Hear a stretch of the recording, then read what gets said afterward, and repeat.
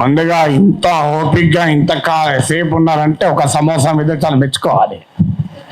So అందుకని ఎందుకు అంటే ఈ సమోసాలు 1000 కాదు 1,00,000 తిన్నా మన స్వేచ్ఛకు సమానం కాదు అది. అందువల్ల ఇక్కడ ఇప్పుడు నేను ఇంతకుముందు పృథ్వీతో కూడా అన్నాను, ఇక్కడ చాలా మంది చాలా విషయాలు మాట్లాడారు. బహుశా అన్ని విషయాలతో అందరూ ఏకీభవించారు. కానీ నాగరిక ప్రజాస్వామిక సమాజానికి ఉండాల్సిన లక్షణం ఏంటంటే ఏ అభిప్రాయాలు ఉన్న వాళ్ళైనా ఒక వేదిక మీద ఉండి మాట్లాడగలగాలి. అది నాగరిక సమాజానికి ఉండాల్సిన లక్షణం. సో ఇక్కడ ఉన్న వాళ్ళందరికీ ఒకటే కన్సర్న్ ఏంటంటే స్వేచ్ఛను హరించకూడదు. ఇక్కడ మాత్రం డిఫరెన్స్ ఏం లేదు కదా ఎవరికి. భావ ప్రజ్ఞ స్వేచ్ఛను హరించకూడదు. భారత రాజ్యాంగం కల్పించిన ఆర్టికల్ 19(1)(a)లో కల్పించిన భావ ప్రజ్ఞ స్వేచ్ఛను హరించకూడదు. హరిస్తే ఏం చేస్తారు?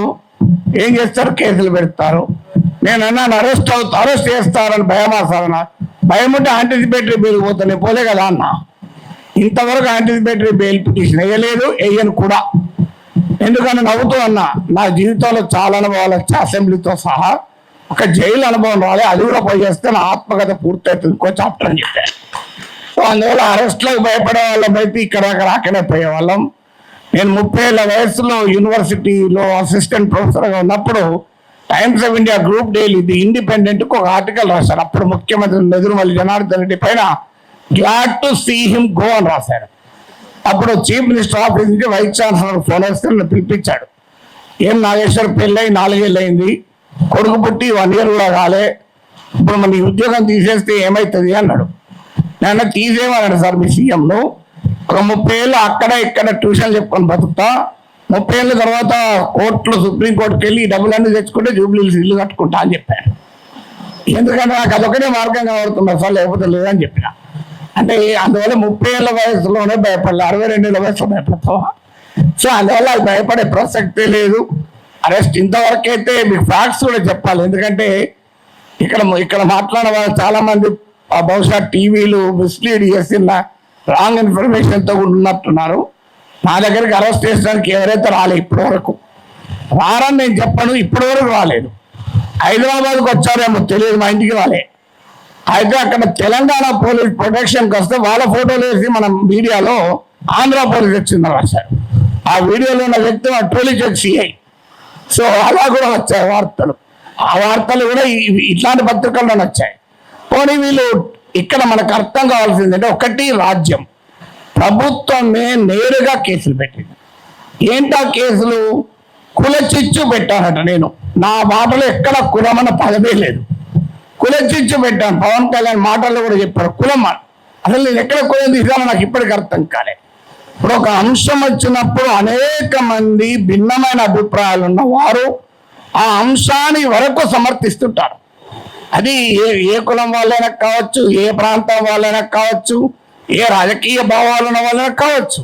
ఇప్పుడు దీన్ని మైక్ అనాలి.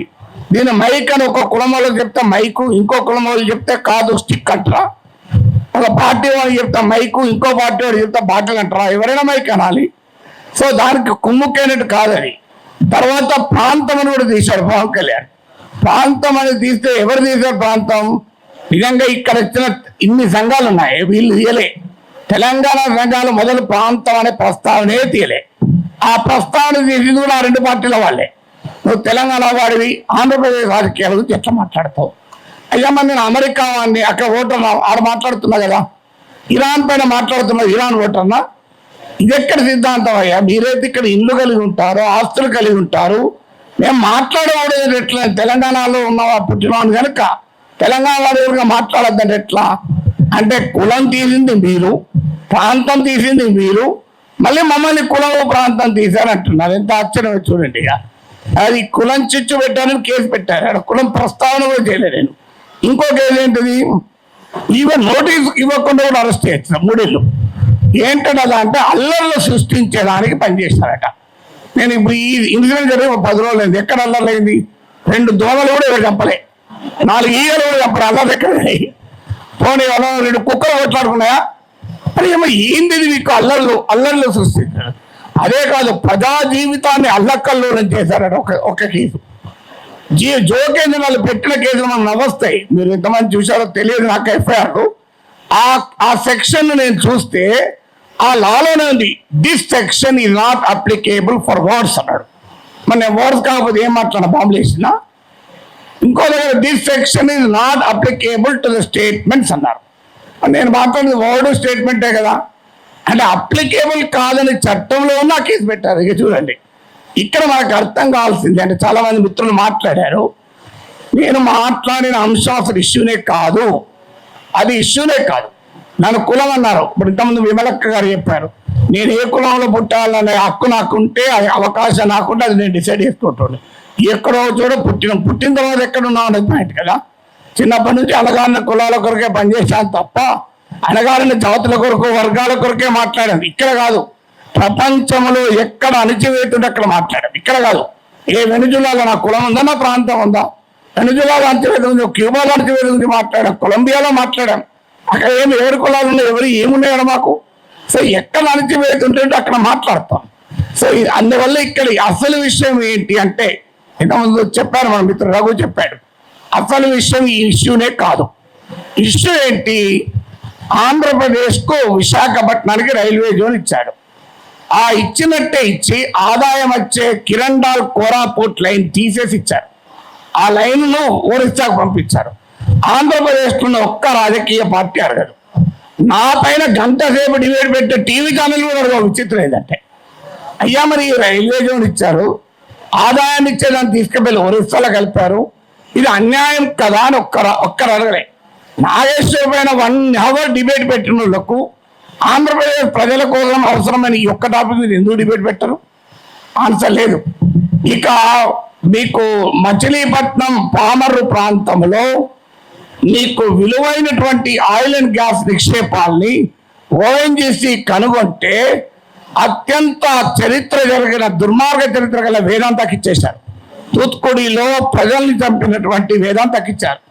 ఇది ఆంధ్రప్రదేశ్లో ఏ ప్రధాన పార్టీలు రెండూ అడగలే.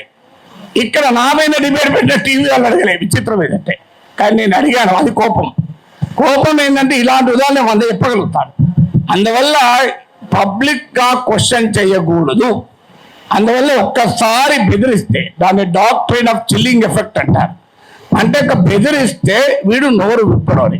కానీ గుర్తుపెట్టుకోవాలి, ఎంత బెదిరిస్తే అంత బిగ్గరగా అడుగుతాం, పని కట్టుకొని అడుగుతాం. అదే నేను అన్నది. అదే అని యుద్ధం మీరు మొదలు పెట్టారు, నేను ముగిస్తాను అన్నాడు. మళ్ళీ దాన్ని పెట్టుకొని యుద్ధం చేస్తావట అంటారు. అయ్యా నేను ఏమన్నా క్లియర్గా నా ప్రజా సమస్యల పైన అన్నా అని. ఇప్పుడు ఇంకా దానిపైన కేసు పెట్టలేదు. బహుశా ఎఫ్ఐఆర్ ఛార్జ్ షీట్లు యాడ్ చేస్తారో తెలియదు. కానీ ఒక్కరు మాత్రం మళ్ళీ చెప్తున్నాను, మీరు అరెస్ట్ చేసుకుంటారా, కేసులు విత్డ్రా చేస్తారా, చెయ్యరా, అది మీ ఇష్టం. మేము మాత్రం మాట్లాడుతూనే ఉంటాం. We will die but we will not give up our right to free speech అనేది మా మాట. చాలా చేస్తాం కానీ మాట్లాడే హక్కును వదులుకోము. నీకే అణిచివేత వేసినా దానికి మేము సిద్ధం, సంతోషం. మీరు వస్తారంటే చెప్పండి, టైము ప్లేస్ కూడా చెప్పండి, ఆడికి వస్తా, కావాలంటే అరెస్ట్ చేసుకోండి. Thank you very much.